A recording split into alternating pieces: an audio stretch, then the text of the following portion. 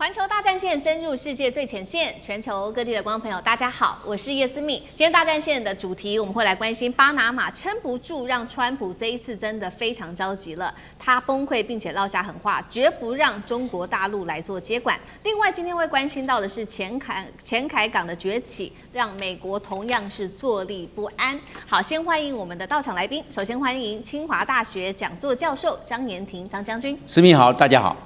台大哲學系教授苑舉正老師，思密好，各位觀眾朋友大家好。陸軍退役少將李正傑將軍，思密好，各位觀眾大家好。好，觀眾朋友，今天在正式的進入我們的主題之前，記得先幫我們節目按讚了，並且按下熱推薦。希望跟我們互動一樣，寫下思密你在哪一個城市收看，我會親自的來做回復。那麼提醒觀眾朋友，大戰線頻道在主頻哦，不是寰宇新聞頻道，我們的這個會員頻道已經正式的啟動了。如果希望跟我們做第一手的互動，還有加入我們的直播跟 QA 的話，歡迎按下加入鍵，一起成為我們的戰友。今天會來關心的大主題就是有關於巴拿馬了。美國總統川普突然間在這個時候撂下了一個重話，他說絕對不會讓中國大陸去接管巴拿馬運河。這背後我們來看到是說，表面上好像是在跟中國嗆蝦，但是背後被視為是美國對於中國大陸現在全球港口布局感到不安的一個戰略訊號。因為呢，我們來看到不只是川普感到焦慮，巴拿馬總統也很焦慮啊。他現在指責了，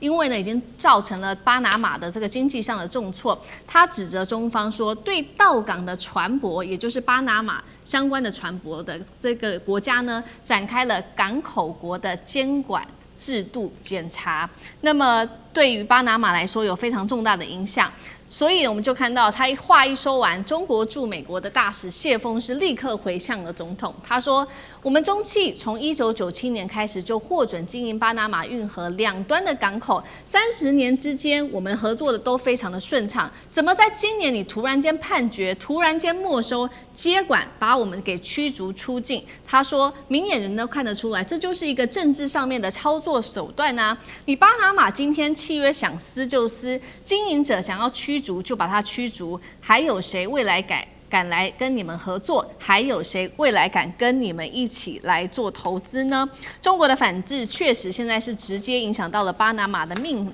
門，包括了衝擊巴拿馬運河的經營、港口、船籍跟國際信用。中國大陸這一次最新是祭出了一共是3大招的反制，趕快帶觀眾朋友來看到細節，因為對於巴拿馬來說有非常嚴重的衝擊。首先第一個就是針對於巴拿馬的這個船舶、船運來做打擊。中國大陸這個時候加強港口國的監督檢查。那麼這邊也做了一個一個統計哦，3月份扣留了巴拿馬籍的船舶一共是92艘，4、5月份一共是達到了274艘，較去年全年的251艘更多。當然，影響這些船舶必須要再多付額外的費用，像是這個保險費用、營運成本大增。所以呢，目前是從4月份開始統計，200多艘的船已經改掛其他國家的船旗，也就不再掛巴拿馬這個國家的船旗了。當然，對於巴拿馬來說，又是一個很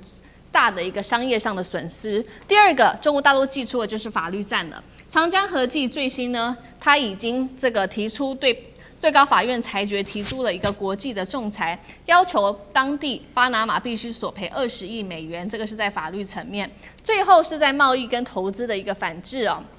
包括未來呢，新的投資會完全的暫停。那麼巴拿馬預估呢，還會少了包括貿易、航運等等的一些投資，損失金額預估達到數十億美元。那麼包括了巴拿馬的農產品也都不能出口中國了。大家最擔心的，巴拿馬最擔心的就是它的香蕉出口到中國占比占了70%。農民現在呢，他們的農產品等於沒有地方可以做銷售了。中國3大重拳看到重挫巴拿馬的船旗、它的港口跟農產品，最後是投資信用。苑老師怎麼看？巴拿馬還撐得住嗎？我覺得巴拿馬這個運河的事情啊，就是已經鬧了非常長的一段時間了。原來我不曉得大家記不記得，就是長江和記的時候呢，就是李嘉誠那個公司啊，它是有全世界143個這個駁船的港口，然後呢，他想要賣掉，那時候大陸呢就是305聲講說你不可以賣啊。那麼當中最重要的就是巴拿馬運河當中靠着太平洋的跟靠着大西洋的這2個頭，這邊的一個港口，一個叫什麼一個叫 Christophe 啊什麼，另外一個叫名字我忘掉了。但是基本上的話呢，這個事情一直鬧到去年的話，就是去年的話呢，就是巴拿馬總統突然呢就撕毀了合約。啊，那長江合記也不用在那邊經營了，然後呢，這個契約也毀壞了，然後呢，就是裡面的話呢，甚至於說是人都換掉了啊，一切突然就是完全沒有了。大陸就是當初就是305聲的警告，所以你這樣子撕毀條約的話呢，就是就像謝峰這樣講的啊，誰敢投資？但是同時做的話呢，大陸有3招非常厲害。其實我說句良心話啊，面對小人呢，就要用小人的方法來制裁他啊！反正你到了這個巴拿馬掛的籍的船口，因為大家了解啊，像什麼貝里茲啦、巴拿馬啦或賴比瑞亞這些小國家，他們都是靠這個輪船裡面掛的旗子的租金啊，特別便宜的方式來經營的。巴拿馬也是其中的。然後呢，巴拿馬呢開到中國去的船只，因為這個攬貨的情況非常大嘛，通通都限制出海。啊，來調查各方面的啊，就是這個航程的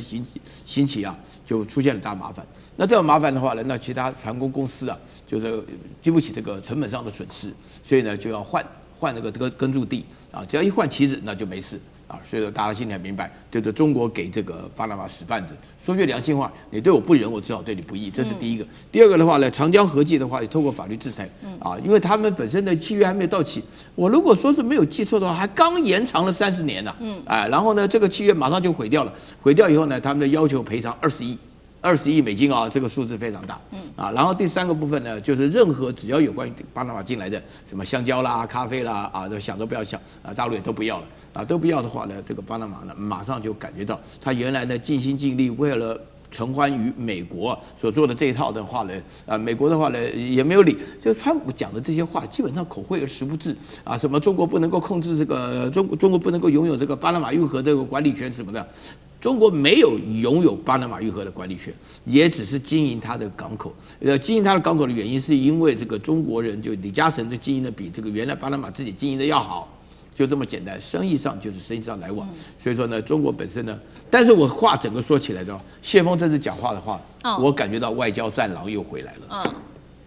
好，那同樣的問題，我們也特別請教張將軍又如何看呢？另外，其實川普有說絕不讓中國接管巴拿馬運河，在這個時候又突然間加重語氣去強調，是不是美國也非常的擔心中國大陸的反制對於巴拿馬的衝擊，還有未來巴拿馬態度的轉向？張將軍怎麼看？因為巴拿馬是一個非常重要的國際戰略水道，到現在為止可能還是世界上最重要，甚至超過波斯灣的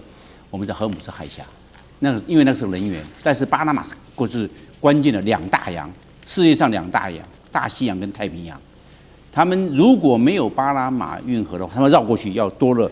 這個14000公里，繞到南邊啊，到阿根廷，到南邊，到麥哲倫海峽，然後再上來啊，你這個是14000公里哎，要航運時間多少？18天呢？你時間成本、你運輸成本、油料成本、人事成本都要算進去。你看多貴，那當然都通用巴拿馬運河。巴拿馬你只要是有貨輪的話，一噸的話大概5到10塊美金，你按照噸來算，然後過去，啊，那貨櫃按照貨櫃的錢，大概10塊美金一個貨櫃，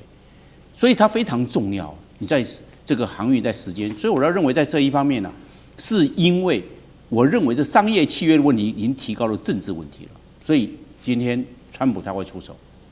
因為這個。他看到，如果這個巴拿馬運河被中共一直長期的控制，在那邊營運的話，那美國會被邊緣化。所以這個商業契約可能被政治所凌駕，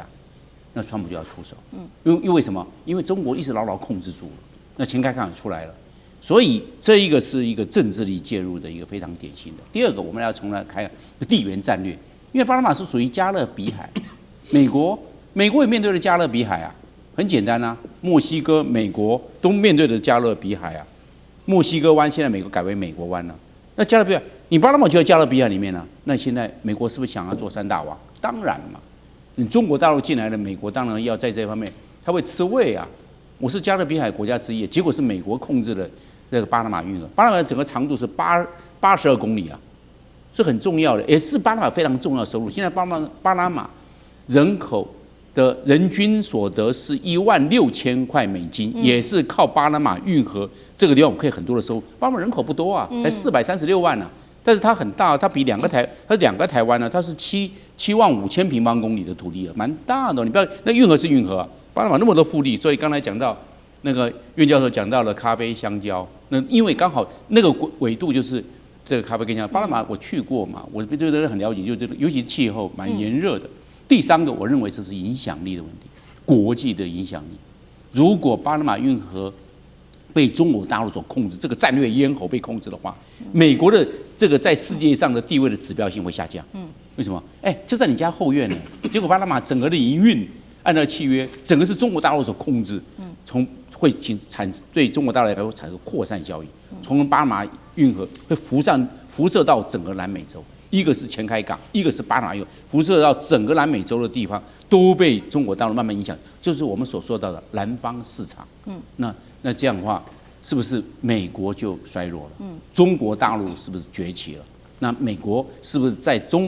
南美洲的政治影響力就會相對的下降？這是美國所憂心的，所以川普想要出手。对，現在川普對於這個地緣政治上面這個戰略咽喉南美洲的管控，其實擔心不斷的在擴大。就是盧將軍幫我們提到的，除了他擔心巴拿馬的掌控之外，還包括了前凱港。因為呢，這個一方面中國大陸他現在處理有關於巴拿馬運河的事情，另外一方面他也希望能夠擴大對於前凱港的影響力哦。所以呢，其實美國現在坐立不安的時候呢，是不是我們來看到了秘魯方面，法院也最新裁定要求政府加強監管中資的前凱港。前凱港，觀眾朋友來了解一下小檔案哦。其實呢，它是當年中原海運投資了13億美元打造的一個深水港。當然，它的重要性就是因為它是中國大陸“一帶一路”在南美最重要的旗艦工程，同時它也是中國去打通整個南美對亞洲出口通道的關鍵節點。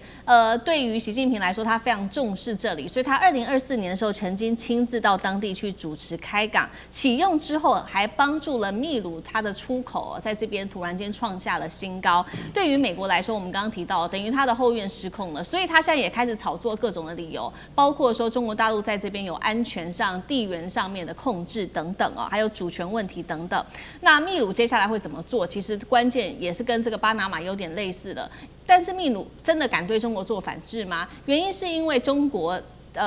已經連續12年是秘魯最大的一個貿易夥伴，雙邊貿易額更是美國的2倍。對於經濟上面的依賴，秘魯其實是非常的高的。秘魯接下來的態度，厲將軍又怎麼看？我先講前開港哈，事實上對整個南美洲跟亞洲地區的運輸是非常重要的，可以整個節省從33天節省成23天哈。那你如果航運時間減短，當然你的成本就降低哈。那對這個航商來講的話，當然是一個大利多。為什麼大家會覺得奇怪？為什麼秘魯這個前開港運到亞洲來，航運時間反而可以縮短？因為它走的是這個大球航線哦。這個我們知道地球是圓圓胖胖的嘛。那你如果說是從墨西哥或者從美國運輸的話，事實上是這個整個走像赤道這種是最遠的路線，你反而從南半球那邊路線反而比較短哈。所以前開港它的重要性，它對航運經濟上的價值就在這個地方。那前開港跟巴拿馬運河最大的不同是，巴拿馬運河當初是這個美國出資所蓋的，是在第一任羅斯福總統的時候任內完成的，所以美國認為那是川普現在就講了一句話嘛，他說我們絕對不要重蹈這個以前的那些他就是講拜登啦這些覆轍哈，將這個巴拿馬運河這個經營權讓給中國哈，那這次我們絕對不再做這種事情，所以他這次的前開港，他一定會極力想要在美國的掌控之中，由於是美國的新門羅主義來講的話，他將整個南半球視為他的一個後花園，他當然不允許中國在這個地方有任何智慧的園地。那當然大家可能會說，這個前開港對不對？它就是一個航運的商港，對大家都有幫助，對全世界來講。運輸都有很大的，在經貿上面都有很大的幫助。那美國在擔心什麼？美國在擔心哈，美國就是小人之心度君子之腹，他很怕前開港變成這個中國解放軍如果到南美洲去的話，變成一個運補的一個港口。你知道，如果說當然這前開港造得很大，可以甚至於可以停航空母艦。是。那如果說是像9洞1這種補給船的話，當然不成問題。那如果中國的這種海軍用這個港口當運補船的話，對美國在南半球的威脅是非常大的。所以美國會竭盡諸般的說法來控制整個前海港。那今年年初的時候，本來就已經在秘魯的法院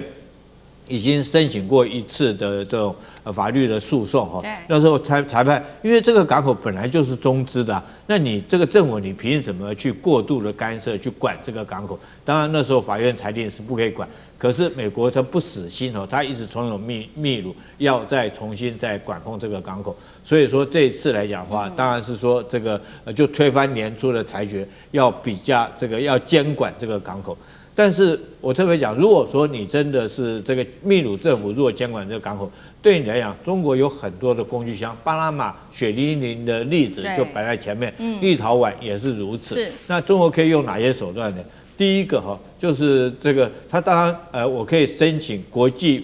的法院的一個仲裁像巴拿馬一樣求償20億美金那因為這是我出資蓋的，你沒有理由說你要來管你嘛。所以第一個我可以尋求法律的途徑。第二個中國當然也可以對這個秘魯，譬如說是秘魯對中國來講的話，每年出鈔金額是很大的。中國到秘魯來講，總貿易額中秘之間的總貿易額是達到504億這麼多，但是